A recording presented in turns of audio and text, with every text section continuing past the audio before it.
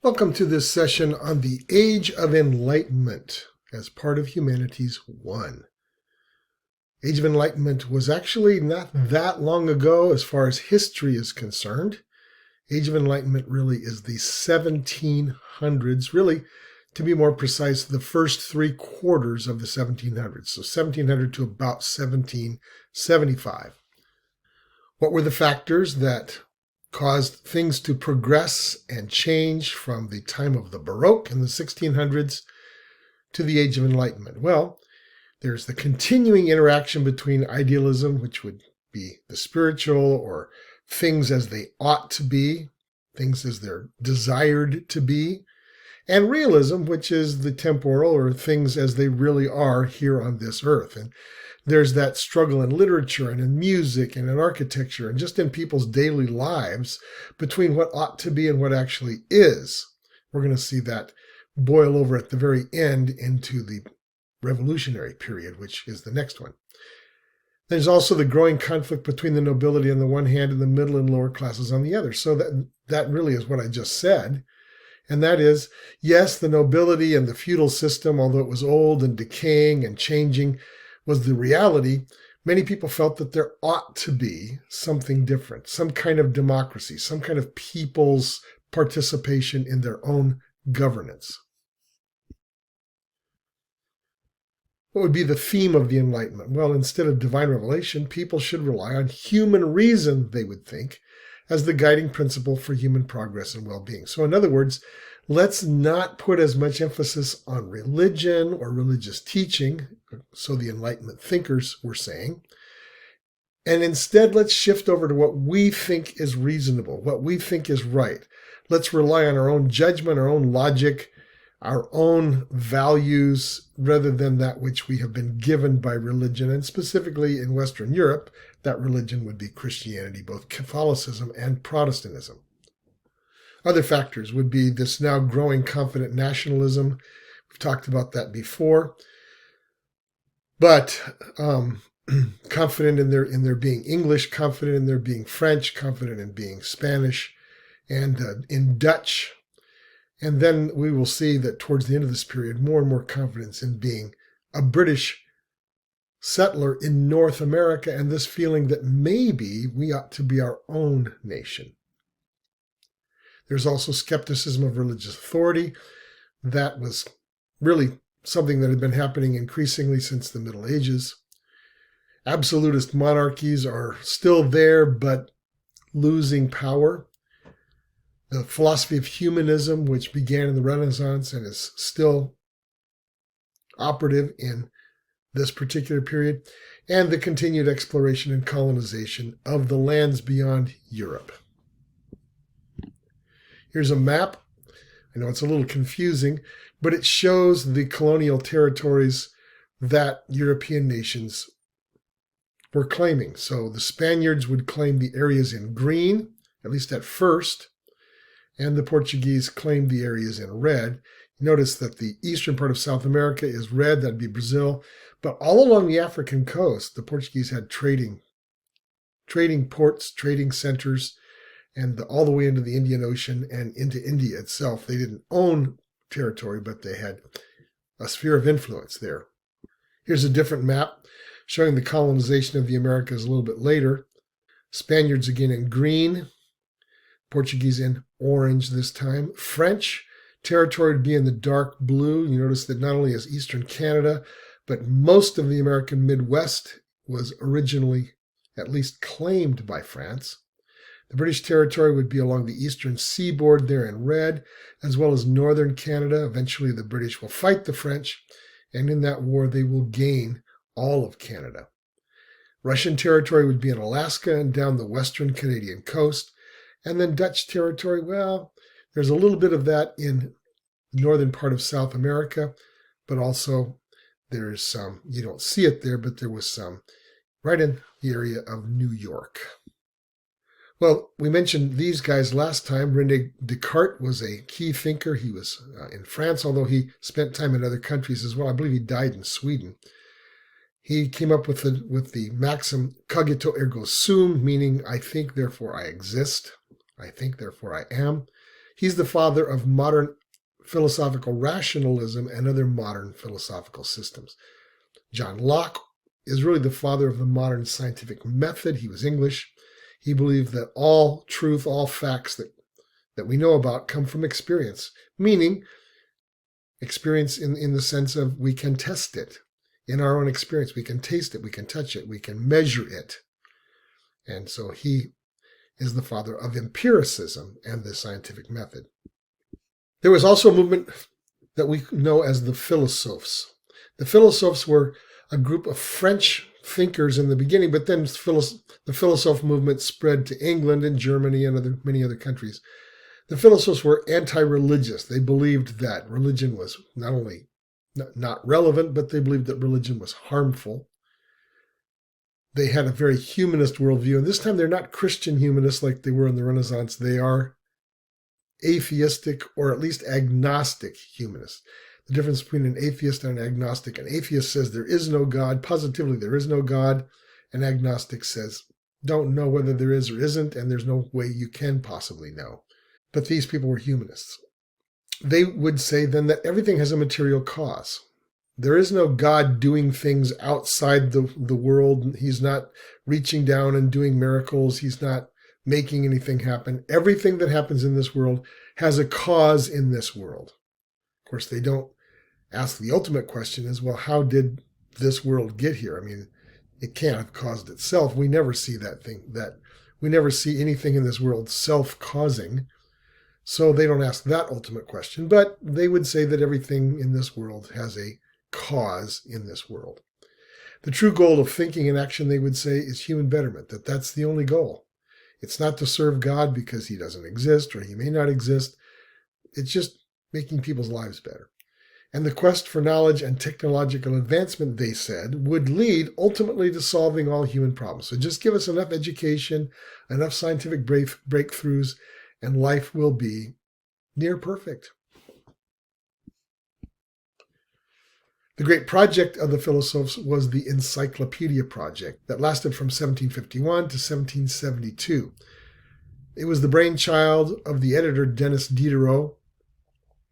He didn't write all of the articles, but he was well connected, and so he knew great mathematicians and great biologists and great historians and great social scientists. And so he worked with them to write these articles and then put them into this encyclopedia. Of course, it had many contributors in various subjects, and the attempt was to bring all relevant human knowledge together under the guidance of reason. That you could have pretty much all the knowledge that was available at your fingertips in this set of books. And I know that in the age of Wikipedia, many people don't know that there are sets of books that take up whole bookshelves that we would call an encyclopedia. And they're not all the knowledge that you can have, but they're a lot of the knowledge that you might want on a regular basis right at your fingertips. And that first one was the brainchild of the philosophes. And of course, these people greatly influenced the future shapers of human thought. What is the human problem? Well, according to the philosophes, the human problem is not sin, separation from God, as the Christian church teaches. They would say, oh, no, that's not it. It's ignorance and the oppressive influence of unjust social systems. So it's bad government, bad society, bad moral codes, and ignorance of what's available and ignorance of knowledge and education in general. They would say the religion is a harmful superstition because it misdiagnoses the problem. It doesn't diagnose the problem correctly. And it helps perpetuate oppressive systems of culture and government. In other words, they were saying the church works with the oppressive governments of the king or some social system to keep people oppressed. That's what they said. And of course, that's very familiar in our times. Marxism says that today, as well as certain liberation movements would say the same thing. So it's not an idea that had its time. It sort of has a child or a grandchild today. Although very few of the philosophes were actually atheistic, most of them took the position of deism. Deism is the belief in a remote and unconcerned deity. So many of the philosophes would say, well, yeah, the universe must have had an outside cause. Something must have brought the universe into existence. But then whatever that was, say it was God, he went about his own business somewhere else, and he's no longer involved in this universe. He kind of like wound up a clock and set it ticking, and now it's ticking all by itself, and he doesn't really intervene. That's deism. There is a God, but he's not really involved. Their goal was to persuade people to leave the childish superstitions of religion behind and to become what they would call reasonable. And that would cause society to become fair and enlightened. So if everybody would just be reasonable, everybody would just be logical, everybody would just, put away their pet superstitions and beliefs, then the world would be a better place. Let's look at some examples of the philosophers. This one is Voltaire. Voltaire was a poet, playwright, and social critic. He was French. His outlook was to cultivate yourself and work hard to make your life comfortable. And I think really he'd fit right in with our modern society. Get an education, he would say. Get well connected. Get a good job. Work hard. Live a great life. Take plenty of vacations. Eat good food. Enjoy life. That's what he would say. He's known for some quotes. One of them is to crush the infamy of religion and specifically of Christianity. Crush the infamy. And infamy is something intolerable. When Pearl Harbor was bombed by the Japanese on December 7, 1941, when President Roosevelt made his speech a day or two later declaring war on Japan, he called it a day of infamy, a day that was intolerable, a day when horrible things were done. And Voltaire called Christianity something infamous. It was an infamy. And he said it ought to be crushed, that it ought to be exterminated. And he said every intelligent and honorable man must hold the Christian religion in horror. In other words, if you're intelligent and you're a person of honor, there's no other position you can have except to be horrified by Christianity. And he believed that religion would be outdated in 50 years. Now, he was a critic of all sorts of things, including the French monarchy and nobility. He was in and out of jail a number of times. He had a patroness, a wealthy noblewoman who came to his rescue several times and finally got him out of jail. I don't know who she paid off or who she threatened or blackmailed or whatever she did, but she got him out of jail and he lived the rest of his life in England, now criticizing the English crown, but becoming, in the end, a real lover of England and a real critic of France. So, Voltaire. And the interesting thing, he believed that religion would be outdated in 50 years. Well, interesting, after 50 years after his death, his own printing presses, which he used extensively, were bought by the French Bible Society, and they were printing French Bibles on his printing press 50 years later. I think I call that poetic justice, at least from the Christian point of view. Another prominent philosopher was JeanJacques Rousseau. Rousseau was not even necessarily popular with all the other philosophers. Many of the philosophers thought he went way too far. He was Swiss, French Swiss. He believed that people are naturally good, that people are born good, and the only reason that they go bad is because they had bad parents, or they were in poverty, or they were oppressed somehow by some kind of social system. But if you left them alone, they would actually turn out to be beautiful people. He said that bad actions are caused by imposing unnatural conditions, rules, and control on people, that if you just let people do what they felt like doing, they'd turn out wonderful. Rousseau wrote that when people are given maximum personal freedom, they return to their natural goodness. In other words, if you don't put controls and rules and limits on people, they just are naturally good to each other. They're naturally good-hearted. And I'm not quite sure what planet he was living on, because, how do you explain people who really are raised in a good environment and they still turn out bad? How do you explain people who are raised in an awful environment and they turn out good? Those kinds of things are known, and most of us know of situations like that. But that was his philosophy, and many of the other philosophers thought that he was a little naive. It's interesting, he believed that children ought to have maximum freedom. They ought to be brought into the world and given every advantage, every freedom, but he fathered quite a number of illegitimate children by his mistresses, and he would not raise them. He would not finance them. He would not pay for anything with them. They were shipped off immediately to orphanages. And many of the other philosophers were saying, well, you've got all these great ideas, but you don't even live by them yourself. Anyway, he was quite a contradiction. He wrote a novel called Emile, in which it was all about this little boy who had an enlightened tutor, and the tutor didn't make him do his Latin or his math, and the boy grew up to be this wonderful, tremendous individual. And again, many of the philosophers thought that was pretty naive. But he was a big name. Interesting that Rousseau's ideas have crept into a lot of our education these days. Not everybody buys into it, but there are elements of Rousseau's ideas and philosophy that people talk about in educational circles. Well, people objected to Rousseau's theories, but they would say if everybody has maximum freedom, there's going to be chaos. I mean, for example, if we all knew that the police were on strike, you'd want to stay home. You wouldn't want to go out because you'd be afraid that people would be going berserk. If the highway patrol was on strike, you wouldn't want to be on the highway because people would be driving crazy. So that would be the objection that people made to Rousseau's theories. And his reply was, well, okay, design society so that people have maximum personal freedom consistent with the public welfare. Yeah, he understood that. That's really the libertarian philosophy today. Libertarianism is as few rules as possible, grant people maximum personal freedom, but there are some controls that have to be made for the public good. And so the social contract was his idea. A lot of his ideas about the social contract went into the making of our Constitution in the United States.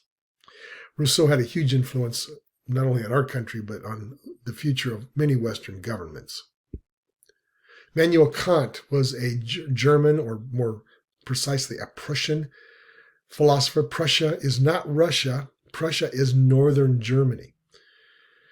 And so Kant was this Prussian philosopher.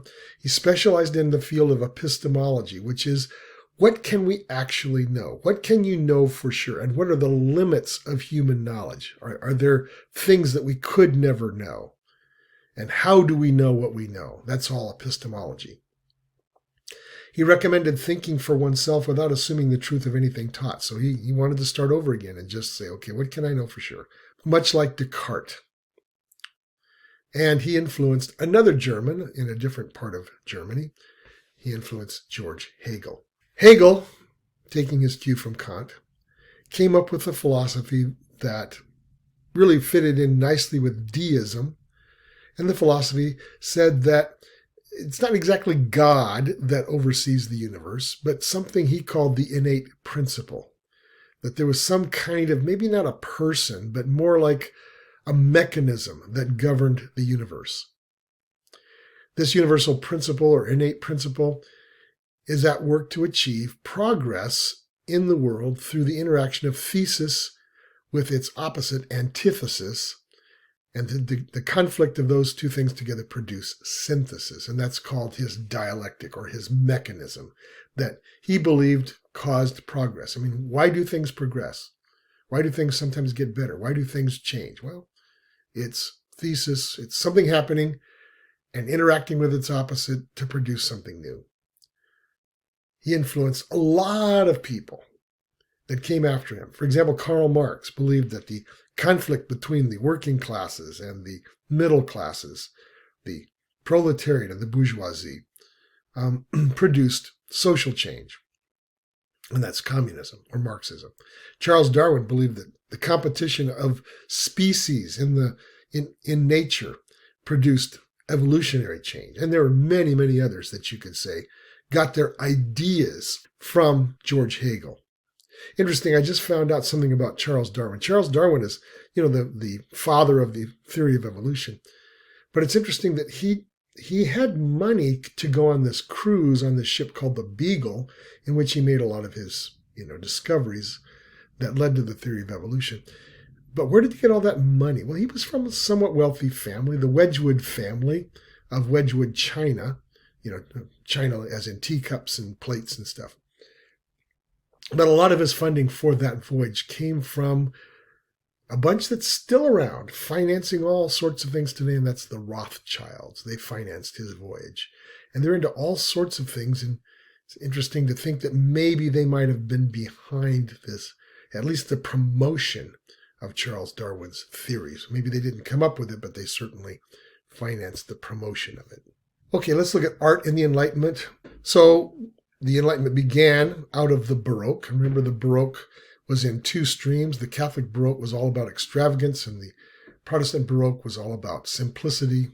And so these art forms were adapted into the Enlightenment. So the Catholic stream would continue on into painting great people doing great things with great embellishments, and the Protestants would paint flowers in vases, fruit in bowls, everyday people doing everyday kinds of things.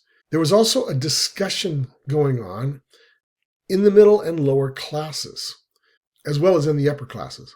So a lot of the discussion of these new ideas, the philosophes' ideas and other ideas, as well as the presentation of new art and music, took place among the wealthy in salons, often hosted by a wealthy patron or patroness. So it'd be a large house where you'd have maybe, I'm just guessing, 30 or 40 guests, high-placed guests come, and they'd hear a new piece of music by a new musician, or they'd get to see some paintings by a new artist, and they'd talk about them, and they'd have tea and, very expensive refreshments.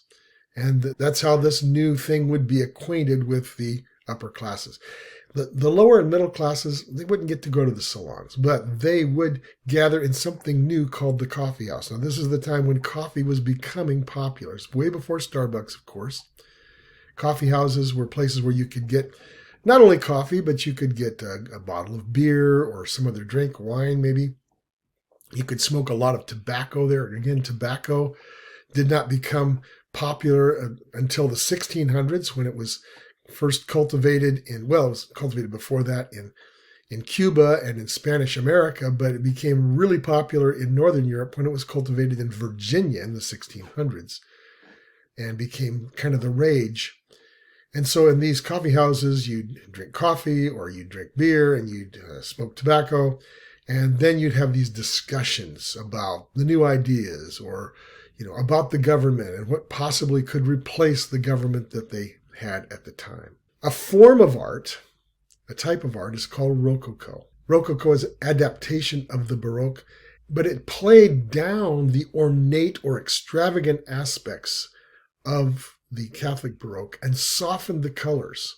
So here you can see something called the Toilet of Venus. Venus is the goddess of sexuality and love, and here it shows her, the toilet in French doesn't mean the actual commode that you sit on. It means taking a bath, arranging your hair, doing your makeup, all that sort of thing. And that's what is painted here.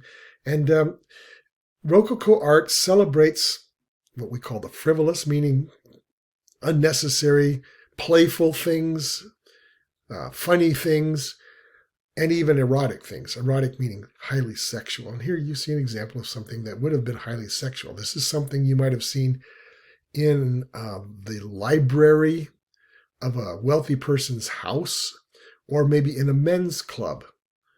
Here's German Rococo architecture. So again, this is not sexual, but it's frivolous. The colors are very light pastel. It's very ornate. This is the Bishop's Palace in Würzburg.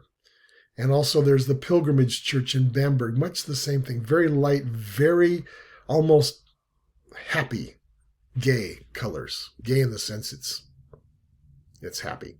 In music, Wolfgang Amadeus Mozart was a child prodigy.